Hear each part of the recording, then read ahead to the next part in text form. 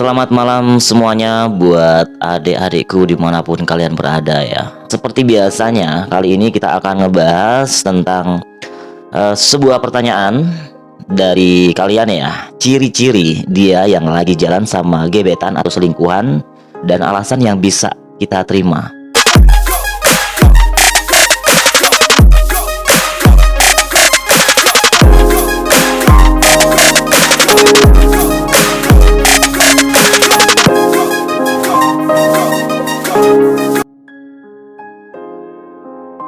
Oke, kita akan bahas pertanyaan ini yang tentunya jawaban aku nanti bakal kita tujukan untuk kalian yang masih lajang atau buat kalian yang sudah menikah ya.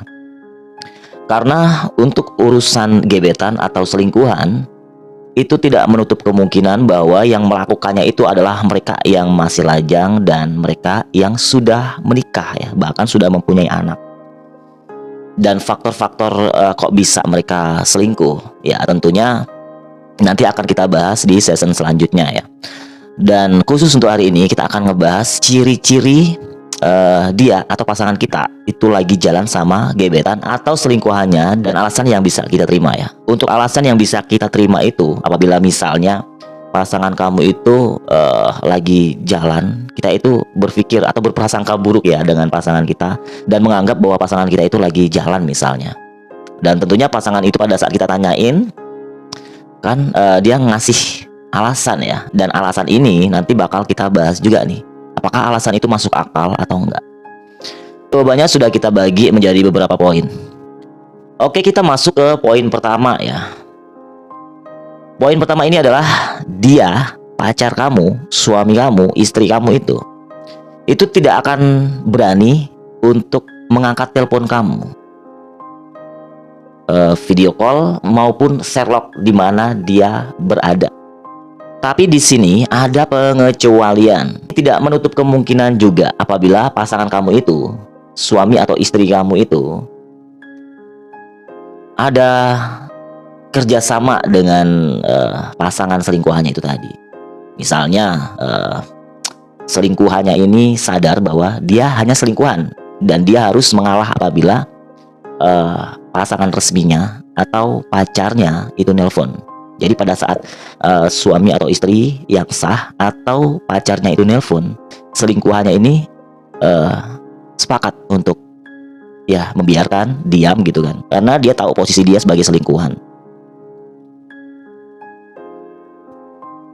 Dan ini biasanya aman bagi mereka ya yang selingkuh itu, karena mereka itu sadar mereka itu sedang bermain di belakang kamu.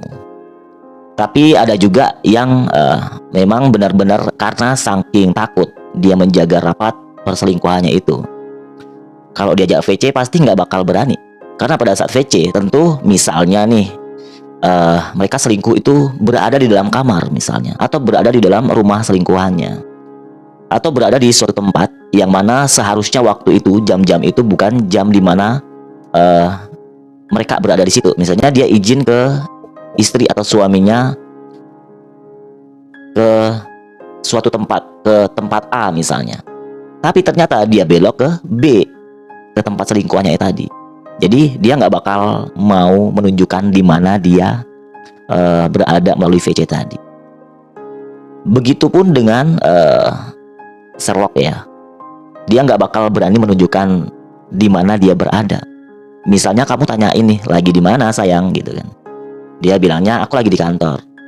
Kalau dia Sherlock ternyata petanya itu nggak menunjukkan dia lagi di kantor, jadi ketahuan dong di mana dia berada, takut disusul gitu loh.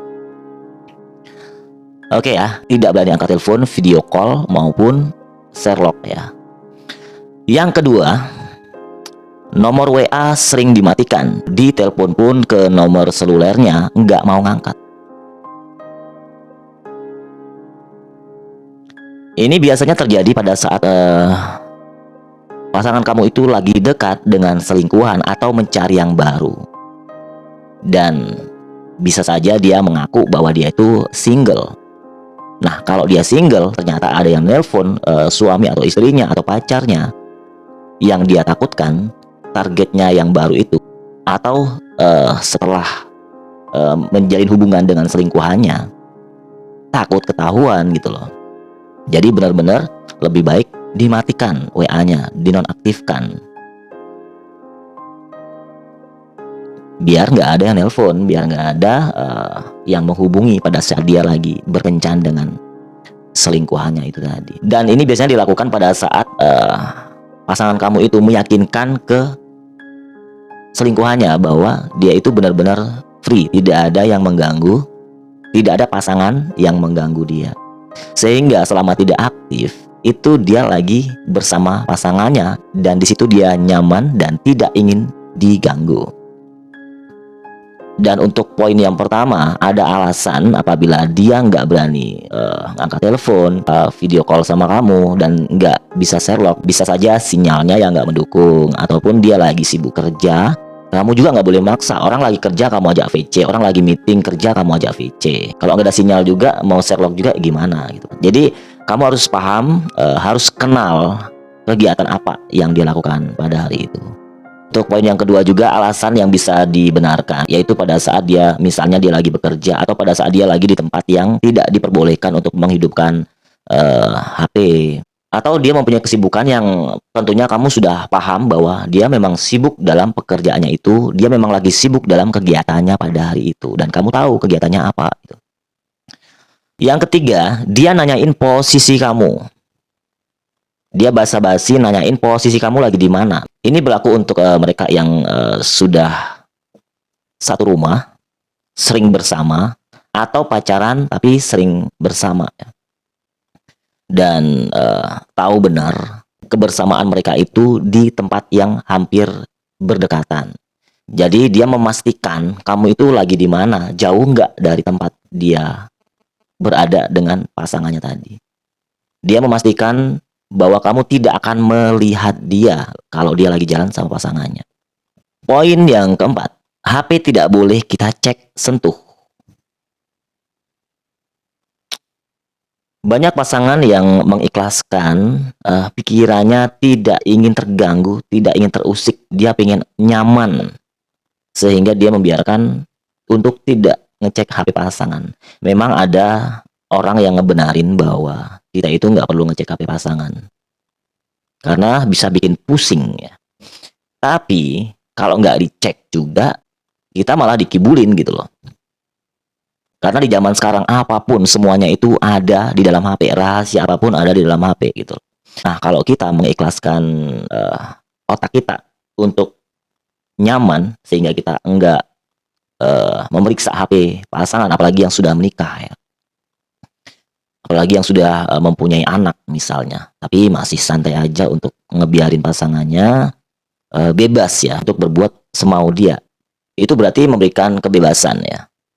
Kita menyamankan diri kita, tapi kita memberikan peluang yang besar kepada pasangan. Memang sih orang itu memang harus saling percaya.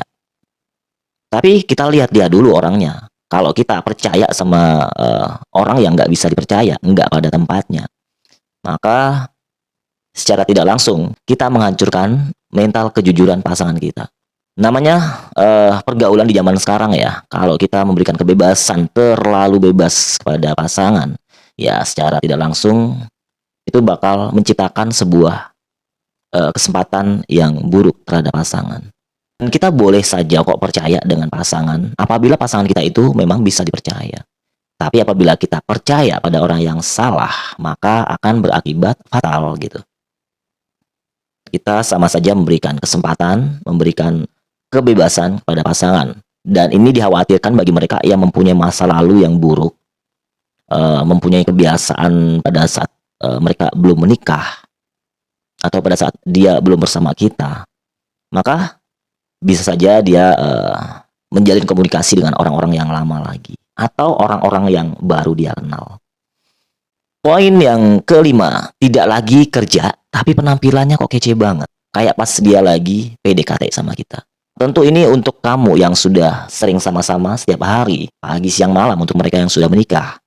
Ataupun buat kamu yang pacarannya itu terlalu dekat ya, bukan LDR. Tentu kamu sudah ingat, paham betul dengan penampilan keseharian dia. Bagaimana kamu bisa ngebedakan pasangan kamu itu mau kerja, pasangan kamu itu mau ke pasar, pasangan kamu itu lagi mau ketemu sama temen cowoknya, atau dia mau ketemu sama gebetan atau selingkuhannya.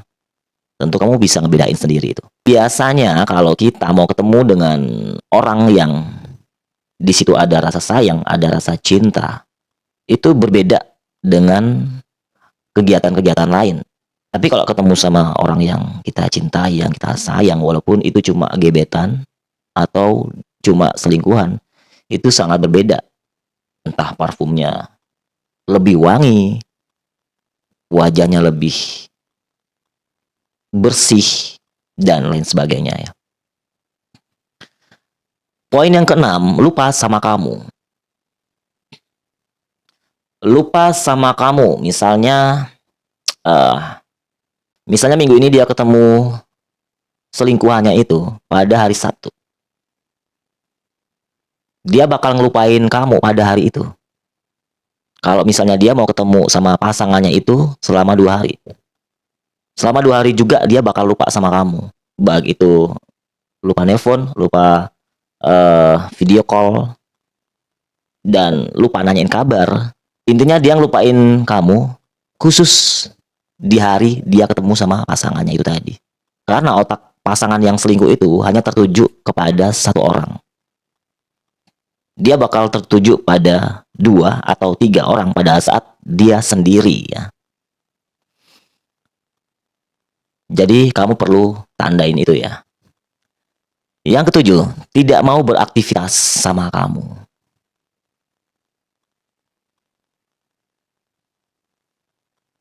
Di sini pasti kamu yang sudah sering pacaran atau kamu yang sudah berumah tangga. Ya kamu dibiarin aja gitu kan. Dia jarang ngajak kamu jalan, dia jarang ngajak kamu berkomunikasi. Dia tidak mau menciptakan sebuah aktivitas kegiatan spesial yang walaupun kegiatan itu nggak penting ya, dia tidak mau menciptakannya untuk kamu. Pasti kamu bisa ngebedain pada saat dia lagi nggak sibuk ya. Pada saat dia lagi nggak sibuk, dia jalan sama kamu pasti banyak banget, bisa seharian itu dia bisa ngelakuin aktivitasnya cuma sama kamu. Dan itu dilakukan karena dia fokus sama kamu. Nah, pada saat dia lagi fokus sama orang lain, kamu bakal ngerasain bahwa kamu benar-benar kehilangan dia pada hari itu. Tidak ada kabar, tidak ada komunikasi, dan lain sebagainya ya. Oke, sebenarnya banyak banget ciri-ciri pasangan yang lagi berselingkuh, baik itu perselingkuhannya hanya perselingkuhan ngajak jalan, maupun yang lagi bersama dalam satu ruangan. Dan semoga kamu mendapatkan pasangan yang terbaik untuk kehidupan kamu. Dan ciri-ciri yang aku sebutkan tadi tidak terjadi pada kehidupan kamu dengan pasangan kamu ya.